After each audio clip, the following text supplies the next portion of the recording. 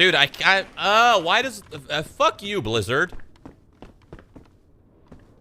Why do you have to have your WoW expansions and fucking retail and classic Naxxramas and why does it have to be so close together?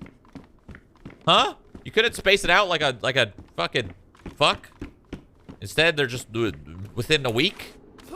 I gotta fucking play it. Fucking tomorrow, I'm doing a classic